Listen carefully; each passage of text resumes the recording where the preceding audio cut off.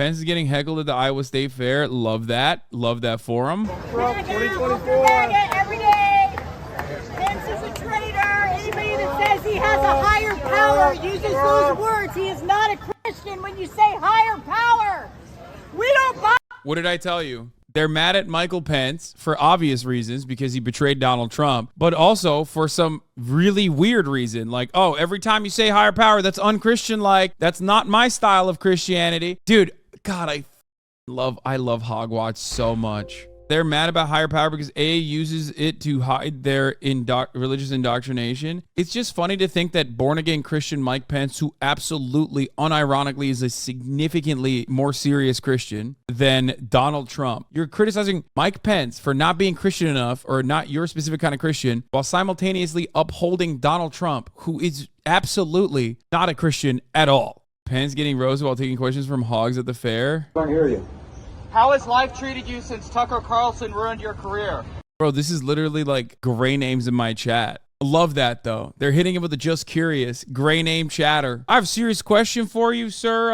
How do you feel being a coward and a phony and a liar who betrayed the American public? Just curious. Oh, why won't you answer my questions? I'm just asking questions. Way back. Let me see if I can hear you. How has life treated you since Tucker Carlson ruined your career? This lady's face is hilarious. Like, what? You know, I had a very sporty debate with that former talk show host from Fox. And I will tell you, You're a loser. You know, when some people put out a video from that cut off the back half of my answer, I simply tweeted the whole 3 minutes and said, you know, we used to call that fake news. Look, there's a lot. You can't respond to that guy, man. You have to be quick. Just be like, who's Tucker Carlson? I forgot, since he got fired from Fox News and now has to fly to Romania to get an ounce of clout. Yeah, Biden would clap back 100%. Depending on how much baby fetus he has consumed on that day, Biden has the capacity to clap back super hard on shit like that, where he'll just be like, listen, fat, how about you eat more pork chops back there at the fair? Do a push-up competition and I'll beat your ass.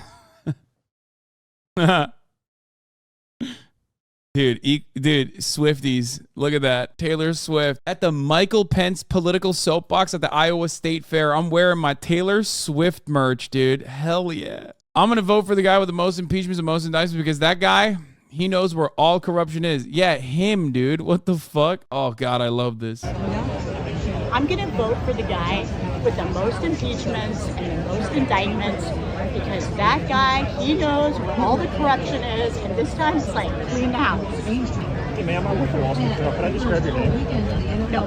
Oh, you're not going to be for it? No. You have opinions, but you don't want to share your name out. Ugh, that sounds like a liberal, right? No, I'm just asking you, what's your name? It's Deborah. Okay. Debrussi, baby. Dude, the Debrussi is powerful, dude. What are you talking about? Also, she's right. She's right. He did everything right, and they indicted him. Let me tell you something. Donald Trump, most indictments, okay? Which means he knows where all the criminals are. He himself is one, which is why we're voting for Hunter Biden next time around. In the next election, you keep piling on those indictments against Hunter Biden, we're going to vote for him. You can't stop me. Oh, here, let's take a look at some more beautiful, bold patriots. Ron DeSantis didn't get the welcome he was hoping for at his first stop in the day in Iowa.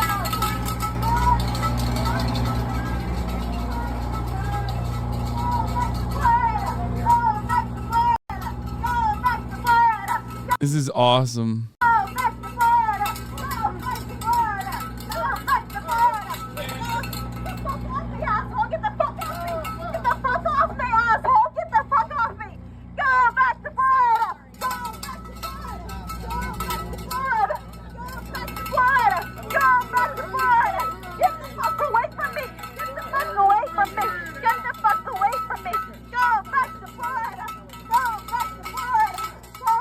Dude, I wish libs had more hogs like this. I think she might be a liberal. I mean, she's wearing a bitches get stuff done shirt. Someone sent this to me and said, Larry Elder and Dianne Feinstein at the fair together. And it's just Larry Elder holding up a turkey leg. Oh, this is good. Why did you commit treason on January 6th, man-ass Mike Pence at the state fair? I love that, dude.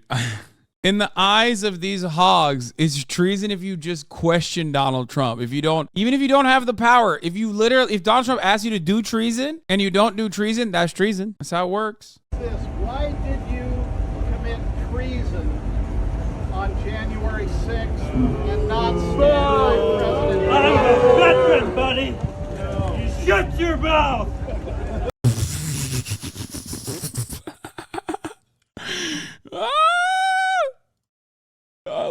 I love this, dude. You shit your mouth. No, I got you. I'll answer your question. Look, let me take you to January 20th, 2017. I put my left hand on Ronald Reagan's Bible and I raised my right hand. I swore an oath.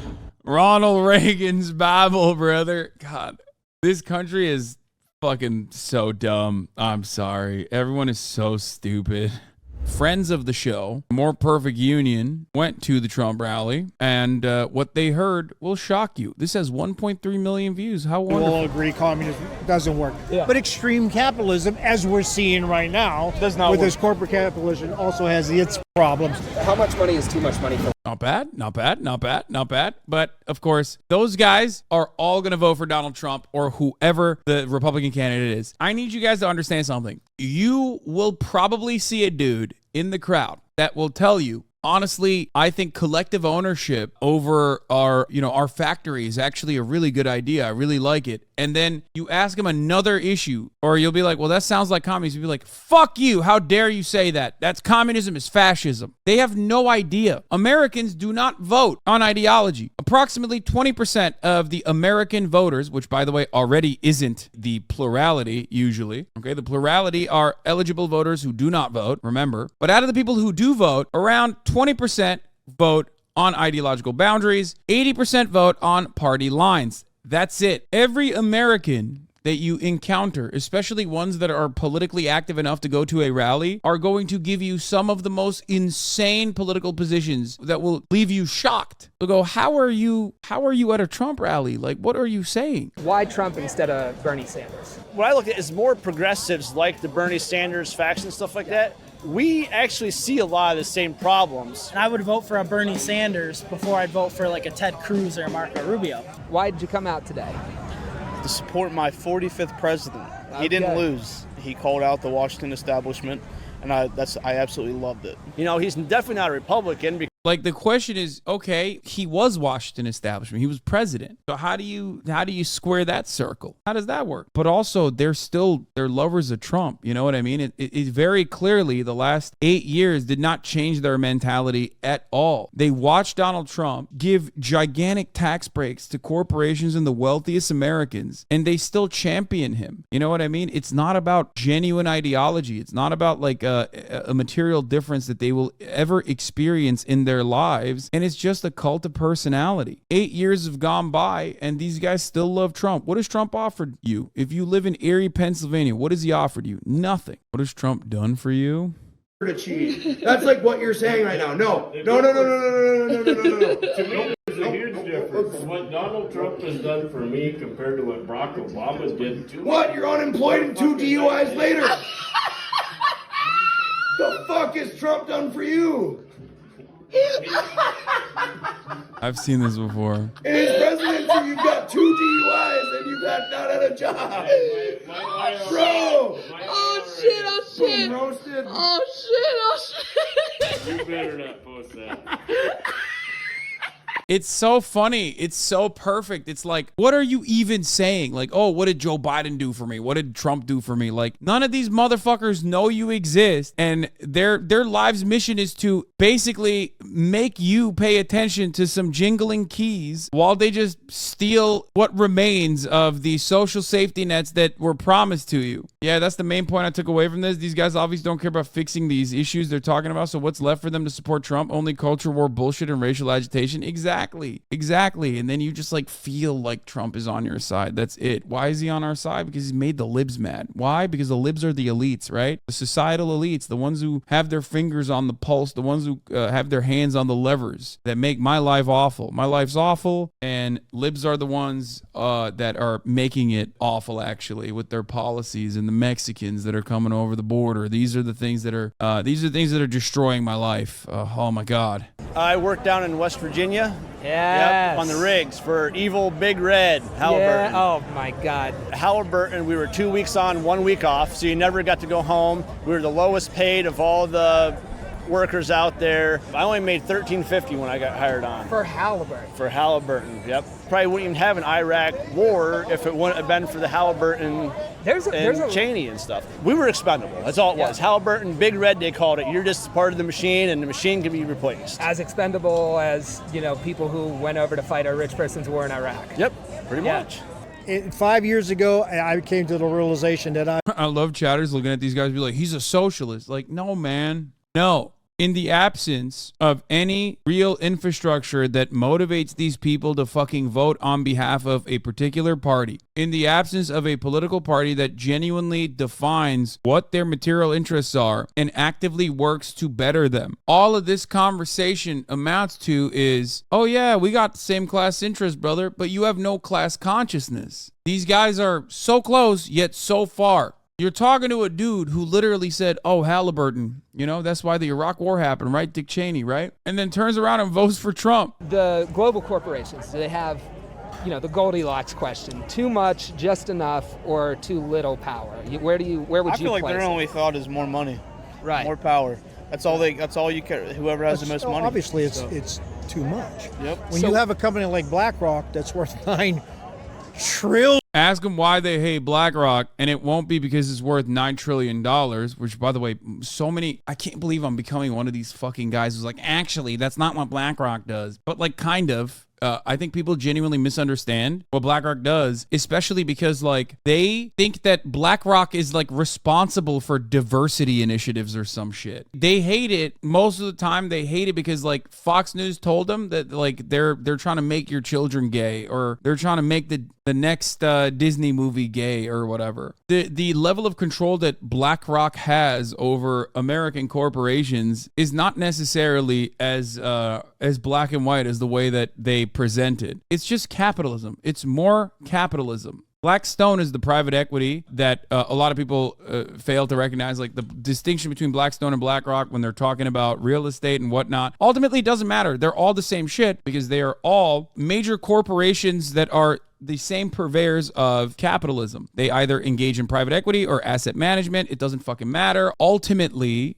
they're all operating on the same exact boundaries and the same exact interests. It's finance capitalism. A good guide for chatters for the different investment firms. BlackRock, investment firm. BridgeRock, investment firm. Bridgewater, investment firm. Bridgestone are tires. Blackwater is a private mercenary army. Blackstone is an investment firm.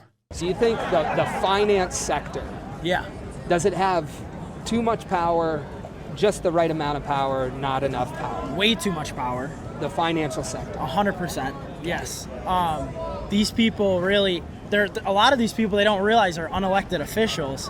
So all these politicians have this plan for how they're going to fix the economy, but then they just get in there, they don't do anything, and they're funded by the people, and those... Trump did a really awesome job, like, tackling BlackRock and Vanguard or Blackstone. Remember when he did that? Remember when he said he would tackle hedge funds or the carried interest loophole or increase the capital gains tax? You know what I mean? Like, all the things that Trump said he was going to do, and he certainly did. Remember when all that happened? Except, no, he didn't do any of that shit. He lowered and made permanent the corporate tax rate and the highest marginal tax rate. He lowered and made permanent those two tax rates. The other tax rates that were lowered we're sunsetting. And they did. They've sunsetted now. So you didn't get shit. You got like $4 back at the end of the goddamn month, and you thought, oh my God, Trump is doing something for me. He also fucking increased the estate tax as well. Well, not increased, decreased the estate tax from like 15,000 Americans total to even less than that. Or no, it was a number that was a little bit larger than that, to 15,000 total Americans. Those are the only people who are going to be able to be hit with the estate tax. It's like, and it basically, I mean, he ripped into the budget basically of what funds the American government.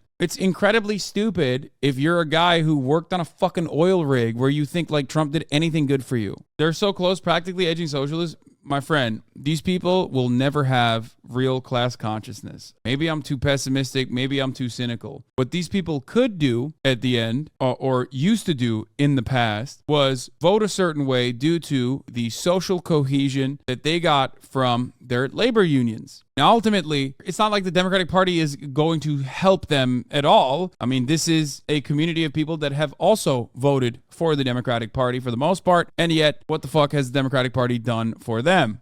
Can you really trust a billionaire? Help me understand why that's a thing for you.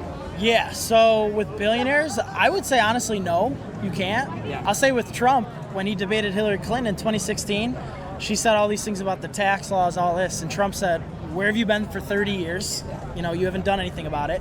And where's Trump for the past 4? Like, that's a great question. The follow-up to that is like, okay, well, what did Trump do? What did Trump do about the tax policies? What kind of tax policies do you think Trump implemented? And then he said, I know you're not going to do it because all your donors who... Because, like, he's right, and Trump was right. That was a powerful moment. But, like, the reality is Trump objectively made it worse. Let me explain something to you. I am no fan of Hillary Clinton, but Donald Trump absolutely, without a doubt, without a shred of doubt in my fucking mind, delivered worse tax policy for America than Hillary Clinton would have. Democrats are awful. They're feckless. They're cowards. And they oftentimes will not combat the awful things that the Republican Party has done, but ultimately they're not going to crank the lever in the opposite direction in the same way that with the same ferocity that like a Republican candidate will. That's at the basis of harm reduction. I understand where this comes from. I understand where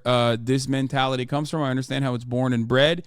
It's bred out of the diligently ineffective, shitty, elitist attitude that the Democratic Party has and the disdain that they openly show in media. It comes from all of the counter propaganda cut against that kind of behavior. And it comes from decades of reframing the conversation back to weird red herrings that have no bearing on their lives in reality, whether it be trans people existing or gay people getting married and destroying the sanctity and safety of the church, or Mexicans coming over the border. It's like, brother, you live in Erie, Pennsylvania. You know what I mean? Like, you have nothing. Like, Mexicans coming over the border do not impact your life in a negative way regardless. Maybe in Hazleton. I finally got my coworker to agree with me on unions and the police. Then about a week later, he backtracked to a pro-police, anti-union stance. It's wild how Fox News is a hold on these people. Yeah, that's why I always say, like, listen, debates are fun to watch. You know, maybe it makes you feel smart when your guy is winning the conversation. Maybe you get talking points that you can throw out in a conversation with an interlocutor that is not ready for it. But ultimately, combating 8 to 10 hours of like nonstop right-wing propaganda, and the only alternative to that 8 to 10 hours of nonstop right-wing propaganda is like center-right propaganda coming from liberal outlets. It's cooked. So if my coworkers wanted to make more, and since I want to make more, I'll probably organize something that could help make us more, like maybe a petition. Yeah. Right, or union activity, yes. A lot of that. Yeah. And would you be really excited by Trump coming out and supporting workers who are doing that? Yes. Seeing Trump on a picket line? Yes. Yeah. Hot button issues. You can't get away from them. You never hear about UPS. Not today. No, like Bernie Sanders being angry was actually really good because people are angry, right? A lot of people are angry. And Bernie Sanders coming across like a curmudgeon was actually something that helped. Because when politicians adopt the opposite stance, when they don't channel the frustrations and anger that people feel, then they come across like phonies. You know what I mean? Because these guys are all angry every fucking day of their lives. And it's not just these people, it's most people. Bernie was never angry, man. Yes, he was. What are you talking about? how many articles did liberal outlets write about Bernie coming across like a curmudgeon is actually bad, and how angry he is actually bad, and he's like an angry male? The fuck are you talking about? Of course Bernie was angry. He was angry all the time. He was angry for the right things. Donald Trump also does a really good job of channeling that anger towards the usual outlets, the usual vectors. He's always blaming people, random people that the Republican Party is conditioned to blaming about all of the problems of society. Even in like little moments, Trump still has old Trump shines, right? When he's talking about Procter & Gamble, they probably make it for 10 cents and then they sell it for hundreds of dollars. It's like that right there, right? He's just like very openly, I mean, not that he's going to do anything about it, but he's very openly stating how these guys are like upselling you. You know what I mean? They're selling you upmark garbage. These are just the conversations that we had at one Trump rally, but you saw it. It did not take long to find people who agree that politicians should reject the money from billionaires, should break up massive corporate monopolies, end forever wars, and join workers on the picket line. And you would never know that if you just watched Fox or CNN. So I think the best takeaway from this video, which many videos like this have been done time and time again, a constant fact, if you pay close attention to politics, you know this already, is the reality that progressive policies, especially fiscal policies, but even progressive social policies on a ballot that are not associated with a Democratic politician are infinitely more popular than Democratic politicians themselves and Republican politicians themselves as well, obviously. That's why you see Felon Voter Restoration Act passed by much larger margins than the governor in the state of Florida. You know what I mean? That's why you see weed legalization all around the country. That's why every time there's another ballot measure or a referendum on issues such as abortion, for example, it brings out a tremendous number of people, even in a red state like Ohio, a now red state like Ohio. And what I mean by that is these people could be convinced to support progressive economic policy positions. It's just they're not going to do it when it's the Rizless Democrats that are advocating for it. Think about how much I shit on Ron DeSantis. Part of the reason why I shit on Ron DeSantis all the time is because he reminds me of a Democrat. He behaves like a Democrat. No charisma, very bad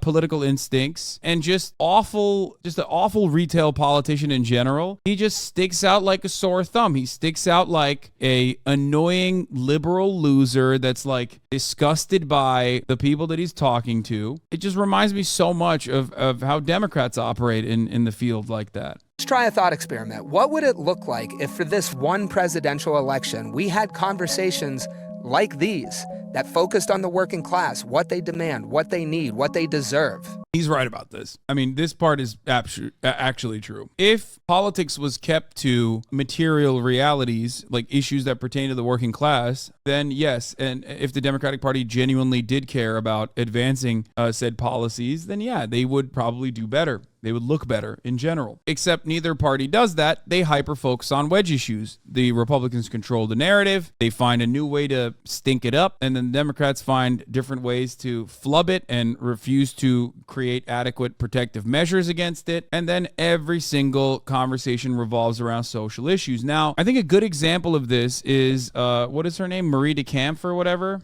Marie Gluesenkamp Perez. Y'all remember her? The supposedly populist auto shop owner lady who looks like, she kind of looks like she would be a Bernard sister, except has been voting with the rest of the Blue Dog Democrats on the most awful shit. Let me tell you something. I know that the area that she's from is a deep red area. It seems unwinnable. And everyone is super surprised that she won at all. But what people fail to fucking recognize is that the way that you win in places like this is by refusing to talk about social policies. If you want to be a centrist Democrat in the United States of America, weirdly enough, the centrist Democrat the blue dog Democrats and the centrist Democrats are literally hyper fucking conservative on fiscal issues, on economic policy, and then like incredibly defensive, weirdly enough, on social issues. It needs to be the fucking opposite. Not to say that like she should openly show her disdain for trans people and gay people or whatever the fuck, but the reality is the real way, in my opinion, for blue dog Democrats or Democrats to win in fucking hyper red areas is by just being like, yeah, I'm gonna shut the fuck up and not really talk about like gay stuff. That doesn't mean that you just like vote or advocate to kill trans people, for the record. Okay, I hope people understand, but to just specifically hyper focus on economic populism.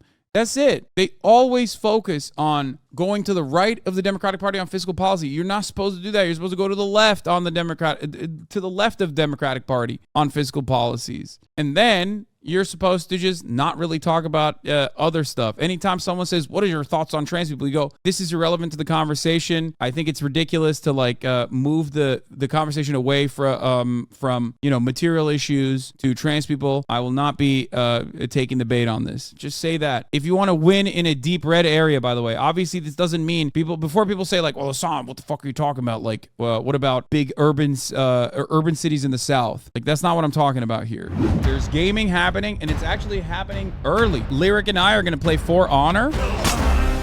Oh! He thinks he's him? I am him! Woo! Cut your head off! What the heck? This is my game.